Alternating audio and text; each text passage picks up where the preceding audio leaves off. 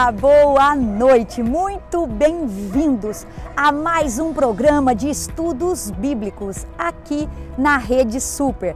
Eu sou a pastora Ana, sou aqui da Lagoinha Braga, em Portugal, e é um prazer estar com você mais uma quarta-feira para poder compartilhar a palavra de Deus.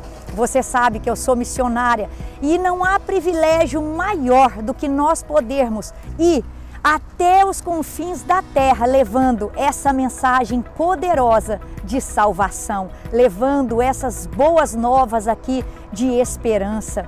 Por isso eu quero te convidar a abrir sua Bíblia comigo hoje, no livro de Romanos, ou carta que o apóstolo Paulo escreveu aos Romanos. Abre comigo, você vai ver aí no capítulo 10, dos versos 12 até o 15.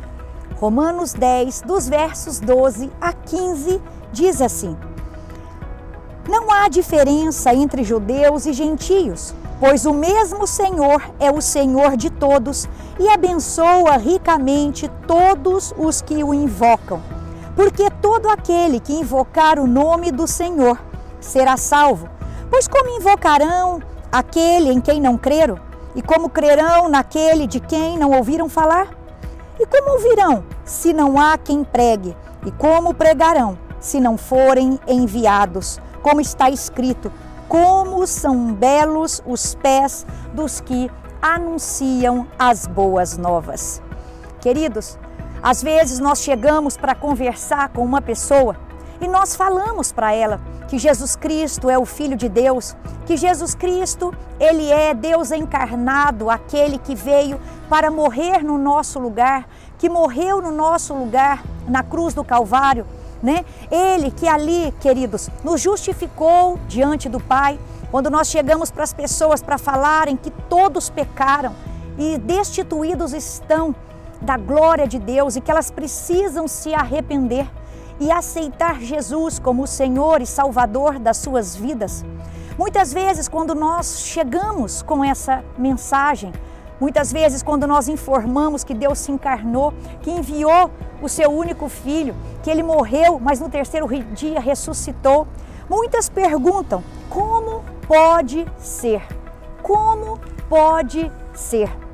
E aí, queridos, nós então respondemos para elas com alguns fatos. Nós então levamos elas a pensar, né? Por quê, queridos? Fato é a história da humanidade. Ela é contada e dividida entre antes e depois de Cristo. Talvez você próprio já tenha feito essa pergunta, mas será? Será mesmo que isso é verdade?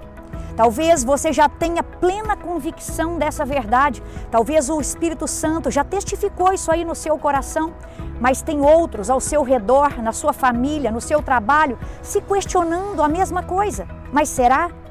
Será que isso é a verdade?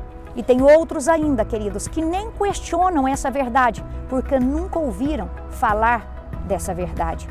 Por isso, eu e você precisamos estar preparados para compartilhar essa mensagem poderosa de salvação, essa verdade com o mundo relativista, onde nós chegamos com uma verdade absoluta, porque essa é a verdade absoluta. Jesus é o caminho, a verdade e a vida. Não existe outro caminho além de Jesus, e a gente só vai ao Pai se for primeiro ao Filho, não é verdade?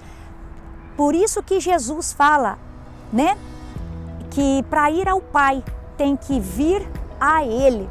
Mas talvez, queridos, você não saiba explicar ou não saiba responder algumas coisas que as pessoas vão te questionar. E elas te perguntam, mas como pode ser isso?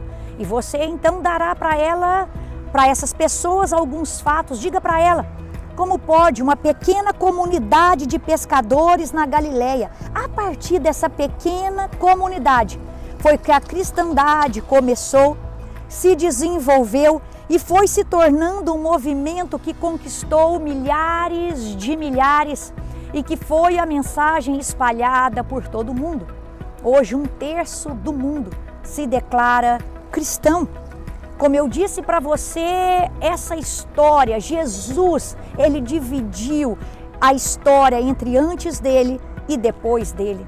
queridos, essa é uma mensagem que ao longo de 2 milênios, ela tem crescido, ela tem impactado vidas, ela tem impactado cidades, nações.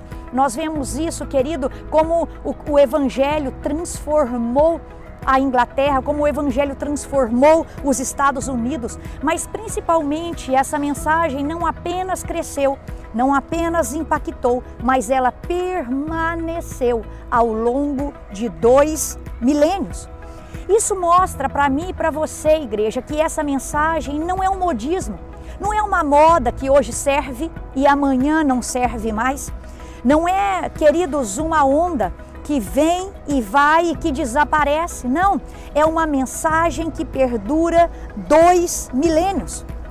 E essa mensagem, queridos, ela tem sido a pedra angular, assim, na moldagem da civilização.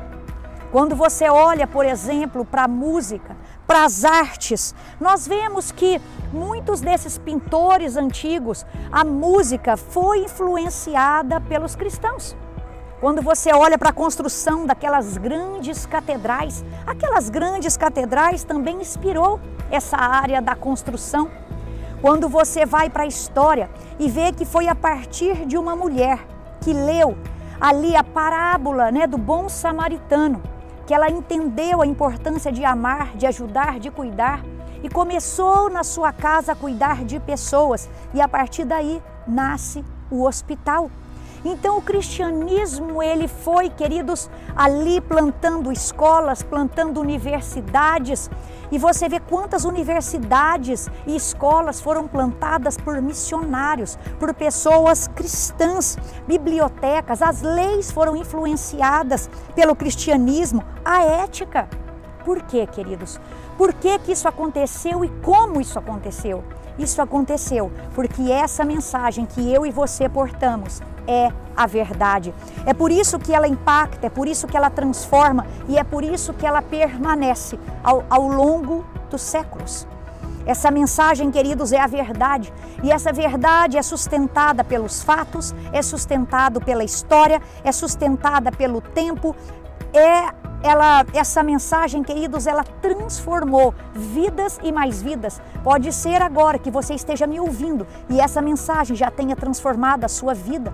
Nós vemos ali, por exemplo, quando Paulo esteve na cidade de Éfeso, como a mensagem do Evangelho libertou aquela cidade da idolatria, da bruxaria, a ponto das pessoas irem à praça pública e queimar aqueles seus objetos, aqueles livros. Aquela sociedade, naquela época da cidade de Éfeso, foi transformada, foi impactada.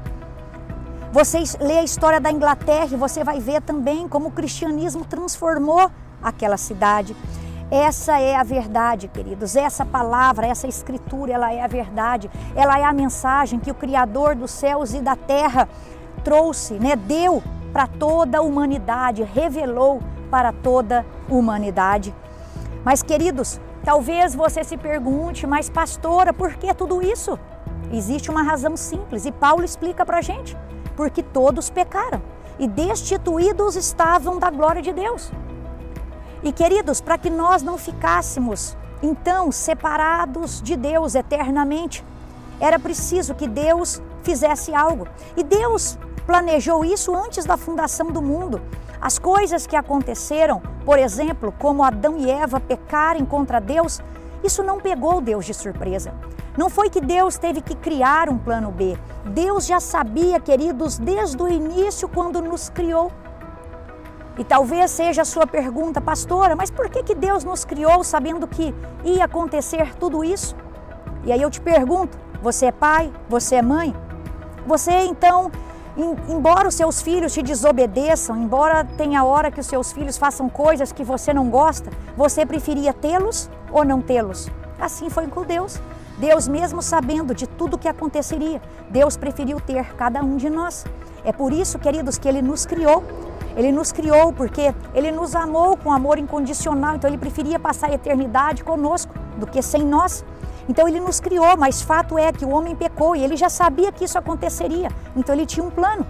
Ele tinha um plano para não deixar que o homem ficasse separado dele para sempre. Então por isso que Ele envia o seu único filho, para todo aquele que nele crê não pereça, mas tenha a vida eterna.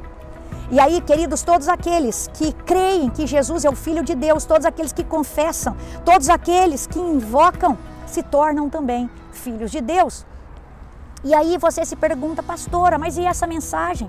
Essa mensagem, queridos, que foi nos deixada, foi ali, queridos, registrada por aquelas testemunhas oculares, né? Aquelas testemunhas, e eles foram passando essa mensagem de geração a geração. E um dia essa mensagem chegou até nós. Alguém um dia pregou o Evangelho para mim. Um dia essa verdade também chegou a você e te libertou.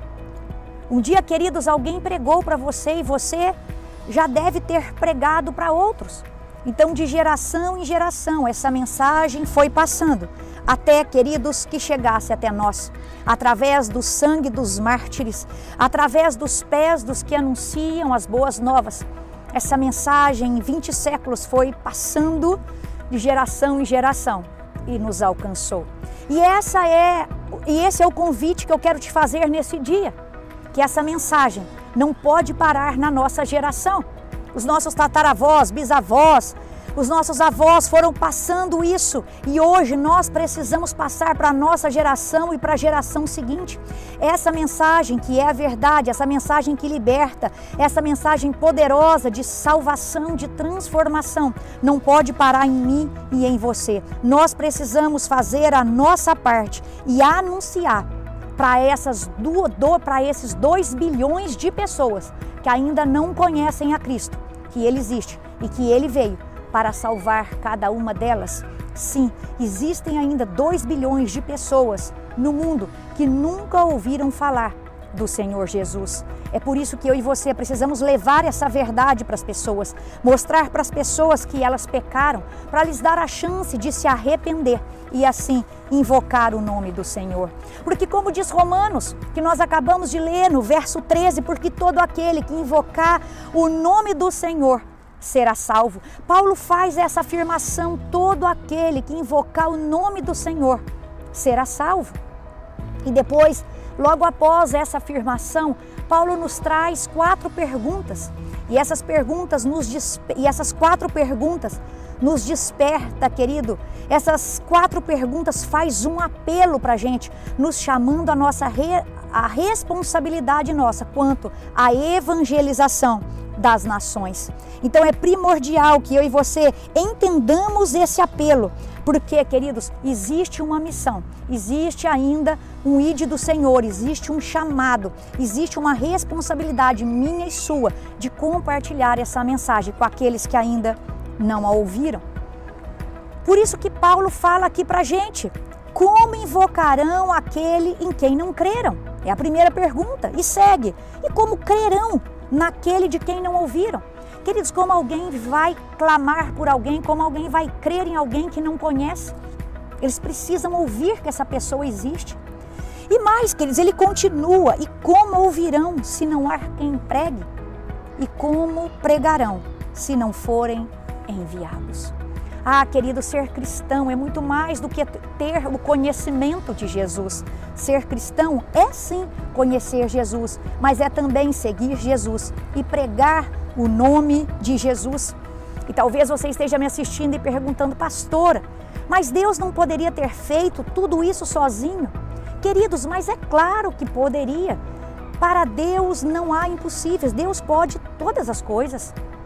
Inclusive hoje, quando você lê testemunhos de muçulmanos que se converteram, a Jesus, que se converteram a Ele, que entregaram as suas vidas a Ele, você vai ver que teve alguns que sonharam com Jesus, alguns que viram Jesus, ou seja, Jesus tem aparecido para alguns muçulmanos, mostrando para a gente que Ele é capaz, que Ele poderia ter feito tudo isso sozinho.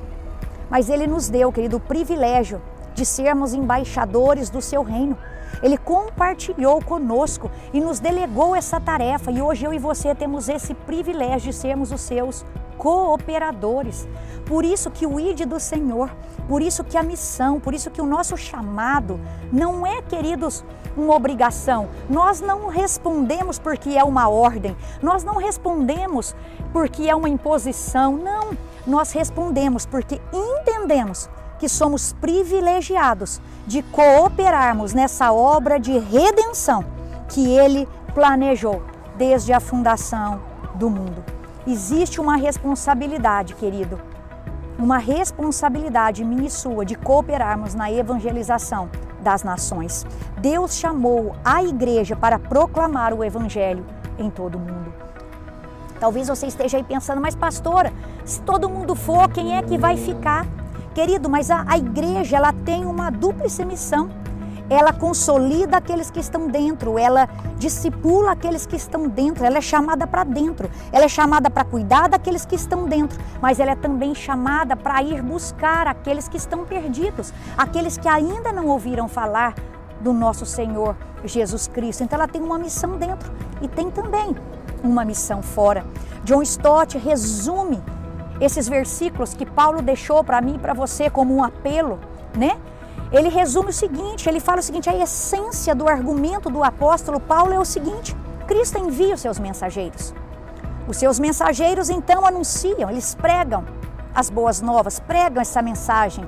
Eles anunciam, eles proclamam essa mensagem. Então as pessoas ouvem. Os ouvintes creem. Os que creem invocam. E os que invocam são salvos. Por quê? Porque todo aquele que invocar o nome do Senhor será salvo. Queridos, existe um chamado para mim e para você. Existe um comissionamento do Senhor Jesus para cada um de nós, para a sua igreja. A igreja deve ir até os confins da terra, levando essa verdade para aqueles que não a conhecem. Assim como Cristo fez conosco, nos tirou do império das trevas e nos transportou para o reino da sua luz. Existem muitos hoje que ainda estão sobre o império das trevas, sobre o domínio das trevas, e eles precisam conhecer essa verdade que vai libertá-los, e eles serão transportados para o reino de luz. Eles confessarão Jesus como Senhor e Salvador das suas vidas e se tornarão filhos de Deus. Eles serão justificados por meio de Cristo perante o Pai. Existe um apelo, queridos. Quando você vai no capítulo 16 de Atos, você vai ver que ali Paulo tentou entrar na Ásia e por 2 vezes ele é impedido pelo Espírito Santo. Mas aí a parte que eu quero chamar a sua atenção é quando ele para em Troade. Ele fica ali, e quando ele está em Troade, ele tem uma visão de um varão macedônico. E aquele varão vira para ele e diz: passa a Macedônia, passa a Macedônia. Queridos, as nações estão clamando, os povos estão clamando por mim e por você. Eles estão esperando essa verdade, eles estão esperando essa mensagem de esperança, essa mensagem que é a única capaz de salvar e transformar, que é a única capaz, queridos, de nos garantir uma vida eterna ao lado do Pai. Existe um apelo: passe a Macedônia, passe a janela 10x40, passe ao Oriente Médio, passe ao norte da África, passe a África, passe a Oceania, passe as Américas, passe a Europa. Existe um chamado, queridos.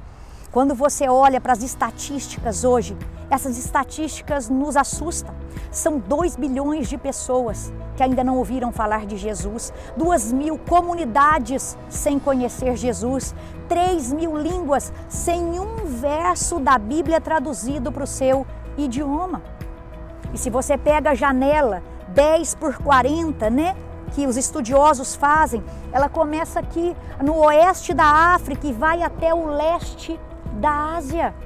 Quando você pega essa janela 10x40, países fechados, países onde há perseguição do Evangelho, são 62 países, 2/3 da população estão ali, 2/3 da população mundial estão ali, confessando ali, crendo no hinduísmo, no budismo, no islamismo, estão em trevas e nós precisamos compartilhar essa verdade com elas.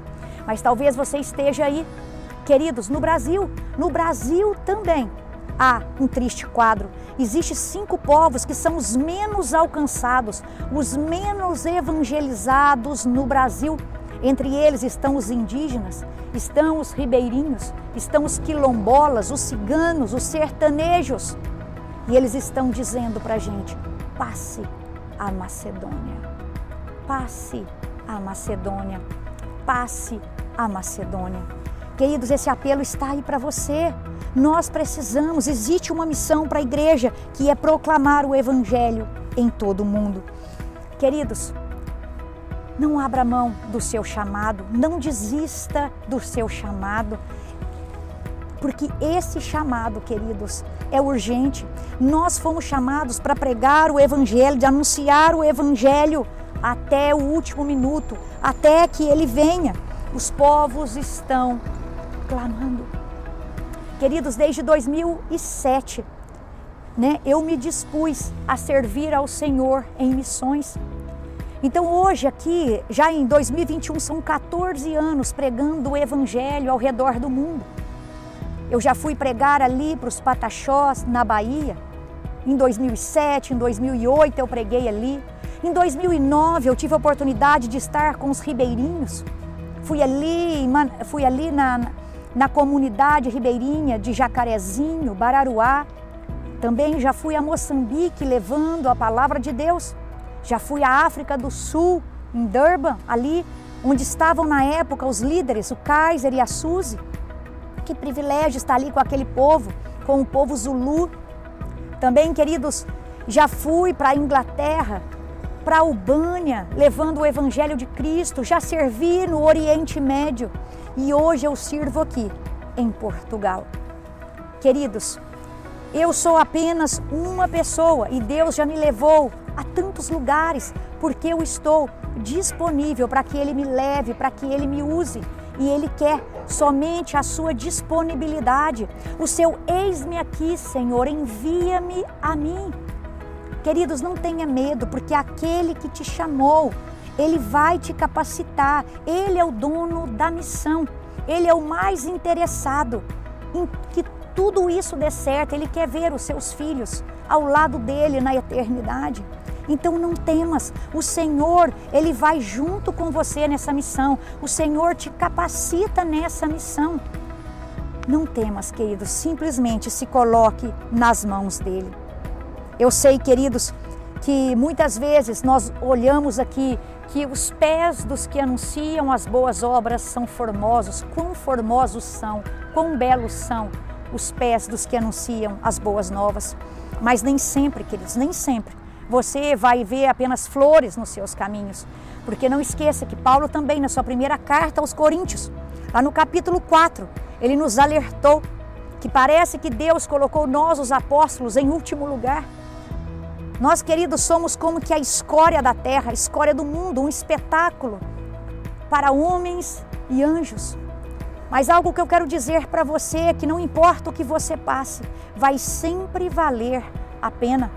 Você pode, queridos, ter um ministério longo como o apóstolo João teve, Longo, mas você pode ter também um ministério curto, como Estevão teve. Ele começou a pregar e logo foi apedrejado e o Senhor o recebeu. Não importa, querido, se o seu ministério será longo ou curto, o importante é que você glorifique ao Senhor. Nesses 14 anos de missões, eu já sofri, queridos, barco à deriva. Nesses 14 anos de missões, eu já enfrentei animais selvagens. Já faltou sustento. Queridos, Deus já me usou para curar pessoas. Se eu parasse aqui para te contar, seriam muitos testemunhos. Eu já passei, queridos, por prisão no Oriente Médio. A minha equipe, eu graças a Deus não peguei, mas a minha equipe já enfrentou malária, por exemplo, na África. Eu já enfrentei bomba, já enfrentei míssil.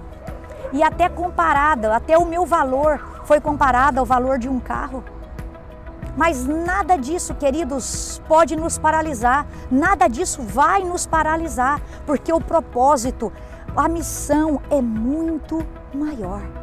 Então eu quero te encorajar nesse dia a colocar a mão no arado, a simplesmente dizer para o Senhor: Pai, o Senhor tem me chamado. E eu fui negligente nesse tempo todo, mas hoje eu me coloco nas tuas mãos. Ore assim comigo e fala: Senhor, eis-me aqui, envia-me a mim. Não fique esperando casar para ir, queridos, eu sou solteiro. Não fique esperando ter uma condição de vida boa para que isso te sustente no campo. O Senhor proverá todas as coisas para você. E eu quero terminar com uma frase do missionário Ronaldo Lidório. Ele diz o seguinte: A igreja precisa morrer, pois se não morrer, ela não vive. Se não morrer, ela não serve. Se não desglorificar, ela não glorifica. Nós temos um chamado para morrer e viver com Cristo. Nós temos um chamado para sermos como Cristo. Nós temos um chamado para, queridos, pregar a Cristo e glorificar ao nosso Deus. Que o Senhor te abençoe, que você tenha sido encorajado por essa palavra. E no final do vídeo eu vou colocar aí algumas fotos de alguns lugares que eu já servi. Que Deus te abençoe e até quarta que vem.